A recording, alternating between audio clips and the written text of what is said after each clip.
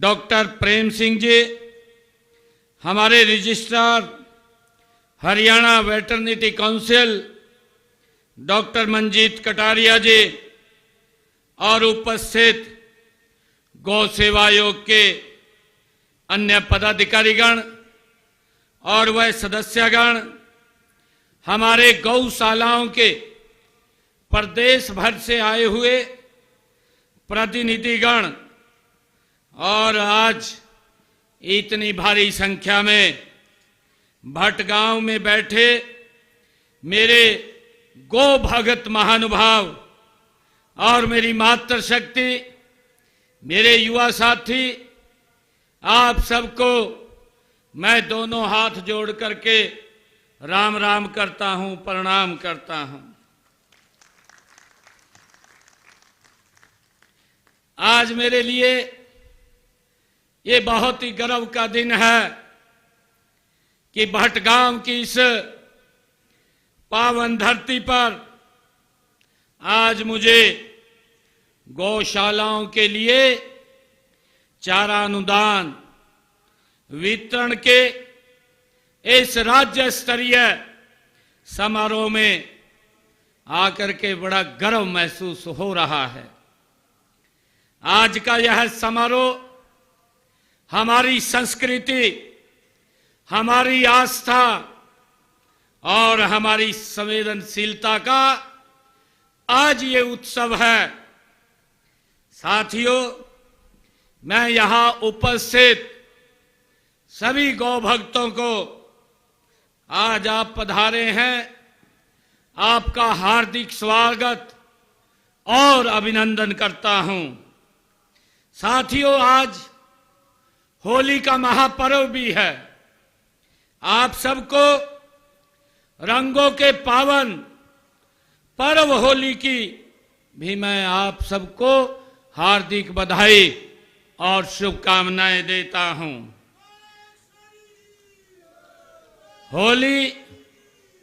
होली केवल रंगों का त्योहार नहीं है, बल्कि यह प्रेम, सद्भाव, भाईचारा और सामाजिक समरसता का ये प्रतीक है। यह पर्व हमें सिखाता है कि जीवन में भेदभाव की दीवारों को तोड़कर एक दूसरे के साथ हम खुशियां साझा करें, हमें साझा करनी चाहिए।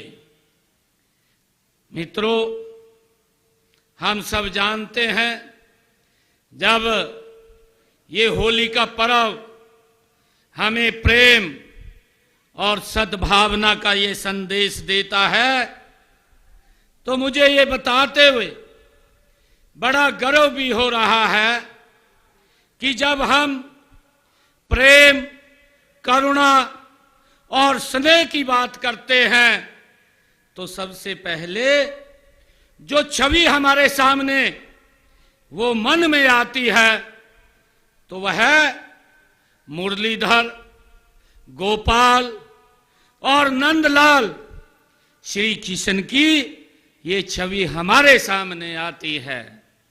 साथियों, श्री कृष्ण का जीवन हमें सिखाता है कि सच्ची महानता सच्ची शक्ति नहीं है, बल्कि संवेदनहीनता में ही। ये द्वारका के जो राजा भी थे, लेकिन उनका हृदय हमेशा वृंदावन की गलियों और गौ माता के बीच उनका समय बीतता था। साथियों, कृष्ण को गोपाल इसलिए कहा गया क्योंकि वो गायों की वो सेवा करते थे। उनके लिए गौ माता केवल एक पशु नहीं, बल्कि वो उनके परिवार का एक हिस्सा थे।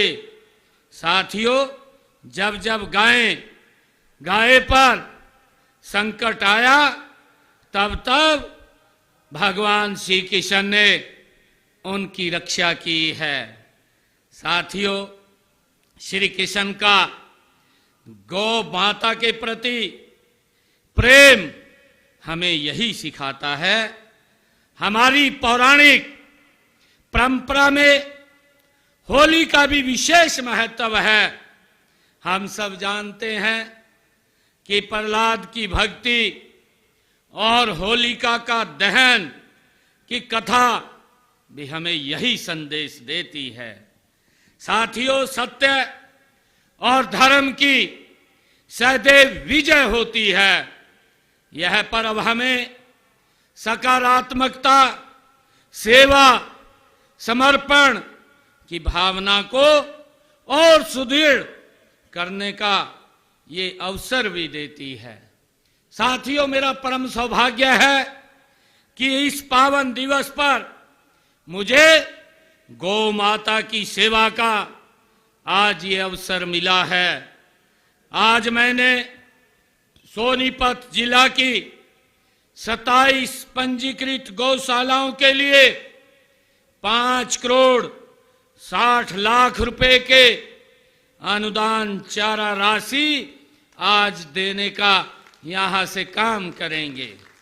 और साथियों, अगर मैं बात पूरे प्रदेश की करूं, पूरे प्रदेश के आज हमारे बीच में गौ प्रेमी गौशालाओं के प्रतिनिधिगण 602 पंजीकृत गौशालाओं के प्रतिनिधिगण के लिए आज पूरी गौशालाओं के लिए हरियाणा सरकार आज 68 करोड़ 34 लाख रुपए की चारा अनुदान राशि आज देने का काम करेगी।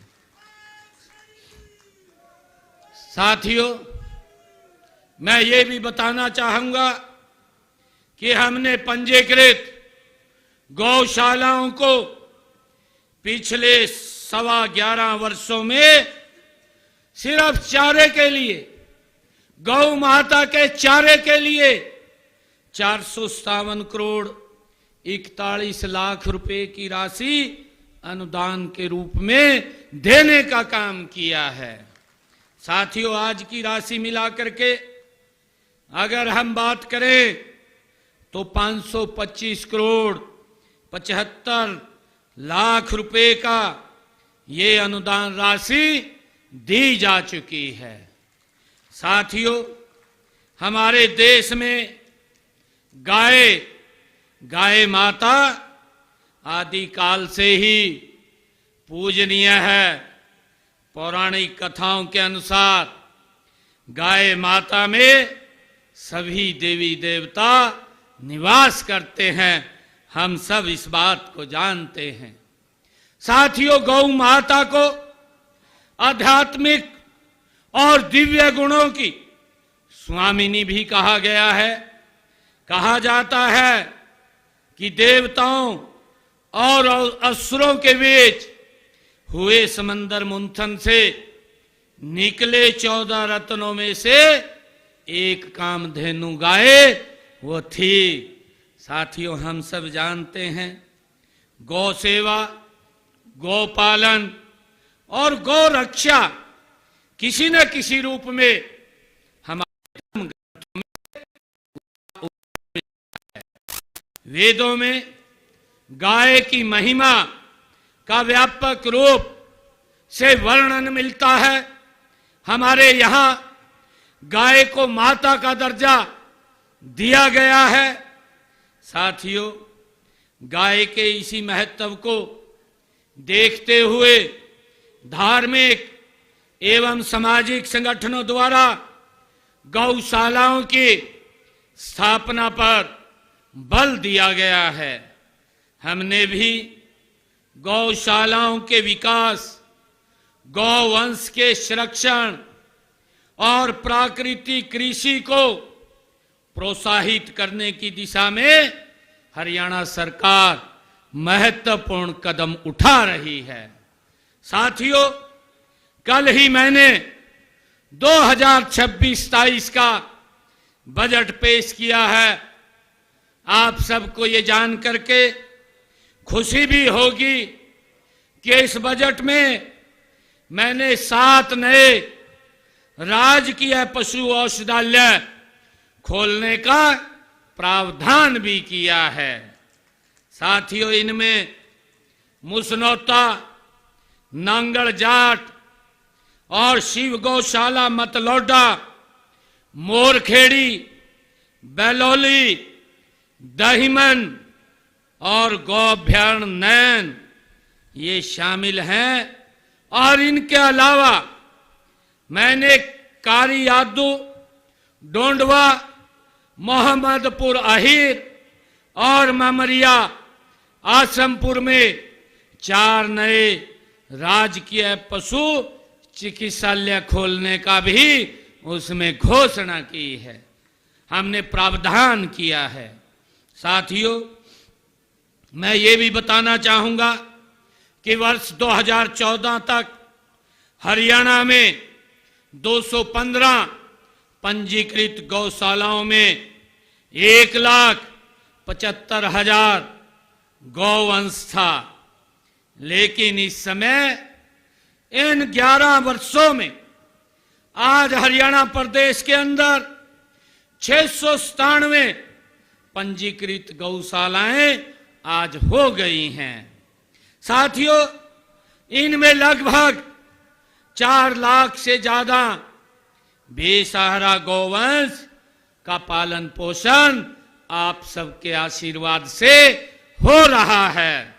साथियों, मुझे खुशी भी है आज आपको बताते हुए कि एक समय था जब गौशालाओं के लिए मात्र 2 करोड़ रुपए का बजट होता था।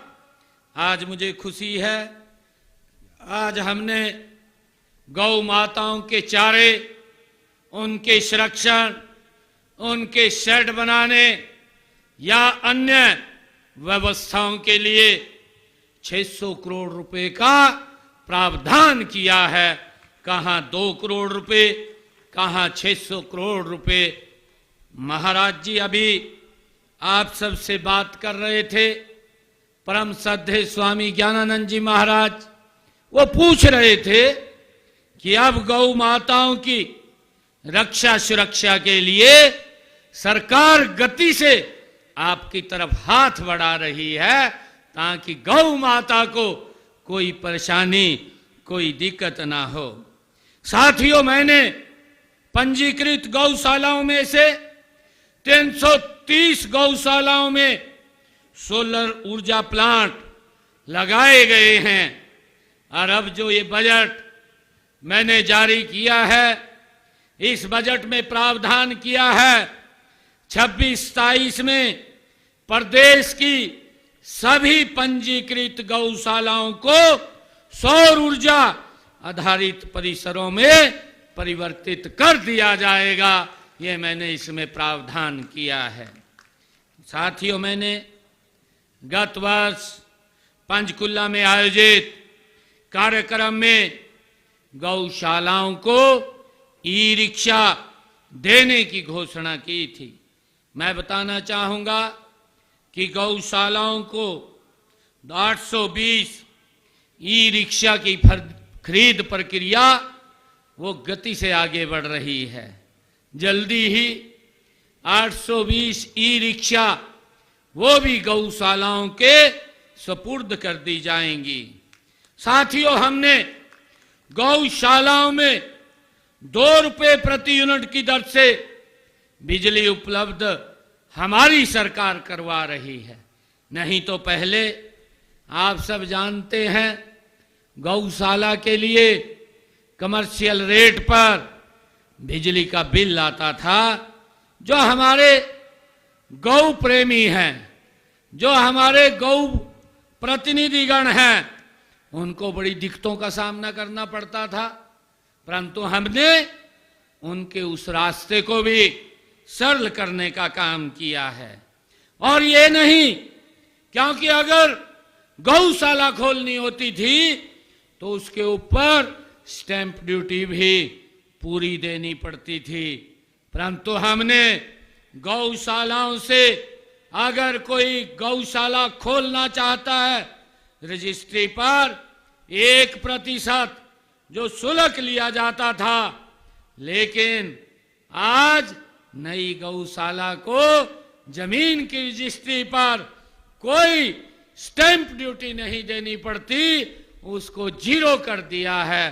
साथियों, मैं बताना चाहूंगा कि गौशालाओं में गौवंश की समस्या की जांच के लिए हमने पशु चिकित्सकों की सुव्यवस्था न होने के कारण दिक्कतों का सामना हमारे गौ भक्तों को करना पड़ता था। हमने इस समस्या का भी निदान किया है।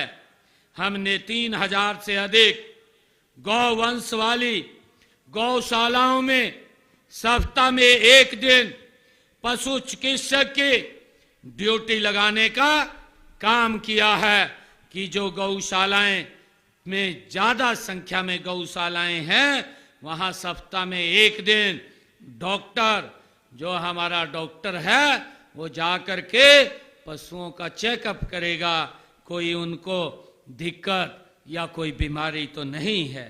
और साथियों, इसके अलावा 3000 से कम गायों वाली गौशाला में सप्ताह में 1 दिन VLDA डॉक्टर की ड्यूटी लगाई गई है। साथ ही मोबाइल पशु चिकित्सालय की सेवाएं भी गौशालाओं के लिए हमने उपलब्ध कराई हैं। साथियों, प्रदेश को बेसहारा गौवंश से मुक्त करना ये हमारी सरकार की प्राथमिकता है कि गौ माता सड़कों पर बेसहारा न घूमे। इसके लिए 2 गौ अभयारण्यों की स्थापना की गई है। एक गांव नैन, जिला पानीपत, और दूसरा गांव ढूंढर, जिला हिसार में वो बनाया गया है। और शीघ्र ही 2 और गौ अभयारण्य, जल्दी ही उनकी प्रक्रिया भी हमने पूरी कर ली है। इनमें शेड हो, चाहे पानी की बात व्यवस्था हो, और इसके लिए 8 करोड़ रुपए की राशि भी जारी की जा चुकी है। इनमें लगभग 8000 बेसहारा गौवंश को आश्रय दिया जा रहा है। साथियों, प्रदेश में बेसहारा गौवंश के पुनर्वास के लिए हमने 25-26 में 51 गौशालाओं को शेड बनाने के लिए 10 लाख प्रति गौशाला अनुदान देने का प्रावधान भी किया था। और इनमें से 21 गौशालाओं में शेड बनाने हेतु अनुदान दिया जा चुका है। साथियों, गौ माता को पहले जैसा सम्मान दिलाने के लिए हमें देसी नस्ल की गायों के संरक्षण और संवर्धन के लिए कारगर कदम उठाने की आज हमें आवश्यकता है। साथियों, इस दिशा में कदम उठाते हुए माननीय देश के यशस्वी प्रधानमंत्री आदरणीय नरेंद्र मोदी जी ने देसी नस्ल की गायों के संरक्षण और संवर्धन के लिए राष्ट्रीय गोकुल मिशन लागू किया है। साथियों, देसी नस्ल की हरियाणा साहिवाल बेलाही गायों के गौपालकों को दूध उत्पादन की क्षमता के अनुसार 5000 से 20,000 रुपए तक प्रोत्साहन राशि भी दी जाती है। साथियों, हम गौशालाओं में आश्रित गौवंश की नस्ल सुधार के लिए भी हमारी सरकार प्रयास कर रही है। साथियों, मैं ये भी कहना चाहूँगा कि हमने सड़कों पर बेसहारा घूम रही बेसहारा गौवंश को पकड़कर अपनी गौशाला में लाने पर गौशाला को 300 रुपये प्रति बछड़ा बछड़ी, 600 रुपये गाय और 800 रुपये प्रति नंदी मानदाय देने का ये प्रावधान भी किया है, ताकि कोई गौ माता वो सड़कों पर बेसहारा न घूमे। साथियों, और इसके लिए मैंने इस बजट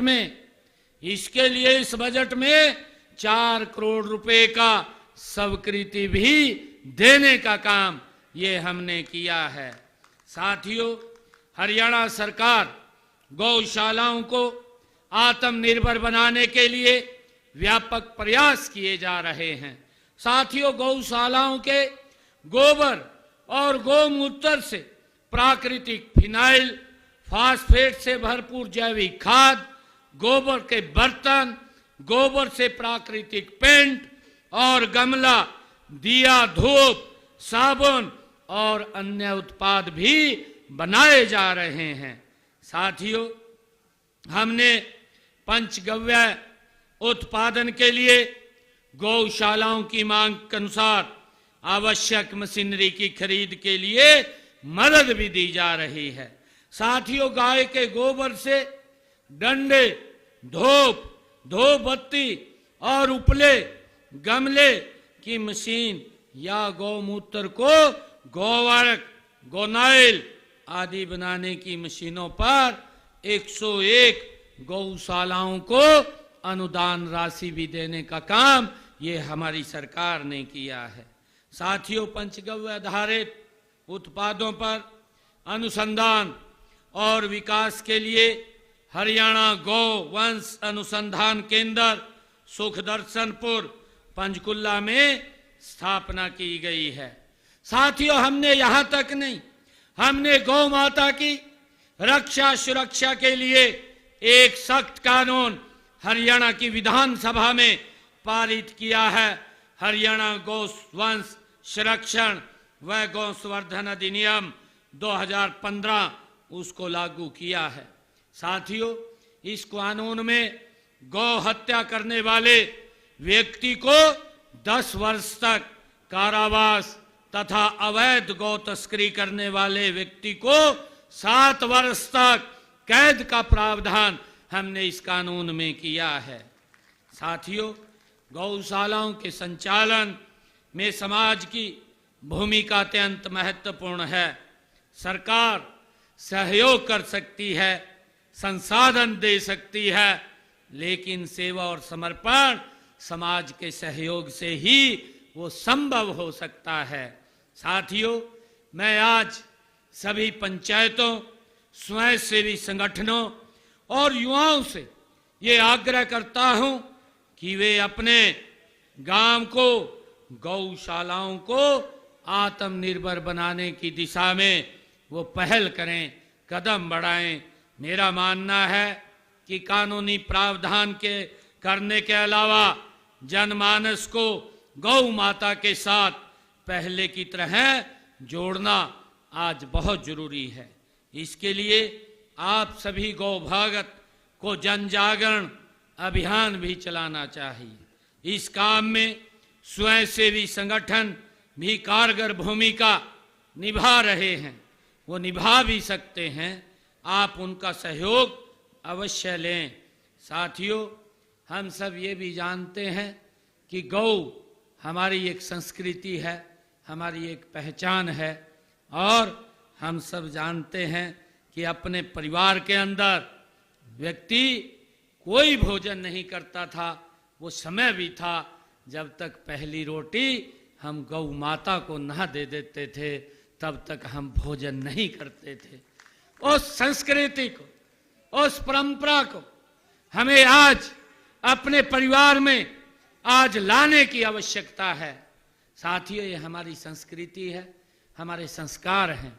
अगर परिवार में गौ माता का निवास है, कई प्रकार की बीमारियां तो स्वतः ही भाग जाती हैं। वो उस आंगन में, उस परिवार में वो बीमारियां नहीं रहती हैं। आज हमें आवश्यकता है गौ माता को अपने परिवार का हिस्सा बनाने का। मेरा आप सब गौ प्रेमियों और गौ पालकों से अनुरोध है कि आप केंद्र और राज्य सरकार द्वारा चलाई जा रही सभी योजनाओं का पूरा आप लाभ भी उठाएं। मैं आज यहाँ भट गांव में आया हूँ। भटगांव की 2 पंचायतें हैं। मैं दोनों पंचायतों को उन्होंने जो मुझे काम दिए हैं वो विभाग से भेज करके उन जिस विभाग की है फिजिबिलिटी चेक करवा करके उनको पूरा करवाया जाएगा। दोनों गांव को मैं अलग से 21 लाख रुपए देता हूं और भटगांव की ये हमारी धर्मार्थ गौशाला है, इसको भी मैं 21 लाख रुपए देता हूं। और आज जो चेक वितरित किए जाएंगे वो जो मैंने कहा है पूरे प्रदेश के 68 करोड़ रुपए के लगभग चेक अभी वितरित किए जाएंगे। और इसी महीने में मार्च के अंत तक 70 करोड़ रुपए के और चेक गौ माताओं के गौशालाओं में देने का काम ये हरियाणा सरकार करेगी। आप सबका मैं आज बहुत बहुत दिल से धन्यवाद करता हूं और आप सबको, क्योंकि ये हमारी होली का पर्व, अभी कल होली का पर्व है और हम सब जानते हैं कि हरियाणा की जो होली है उसका अलग ही एक नज़ारा है, उस होली का एक अलग ही महत्व है। और मैं ये चाहूँगा, हमारी माताएं भी बैठी हैं, हमारे बुजुर्ग भी बैठे हैं, जो होली हम आज से 30-35 वर्ष पहले खेलते थे वो होली आज भी हमें दिखाई दे, क्योंकि आज हमारे वो संस्कार, वो हमारी संस्कृति मुझे कहीं ना कहीं वो धूमिल होती दिखाई दे रही है। हम उस संस्कारों को, उस संस्कृति को अपनी को जीवित रखें, ऐसा मेरा आग्रह है। आप सबको आज इस अवसर पर बहुत बहुत बधाई, शुभकामनाएं। जय हिंद, जय भारत, जय गौ माता। धन्यवाद माननीय मुख्यमंत्री।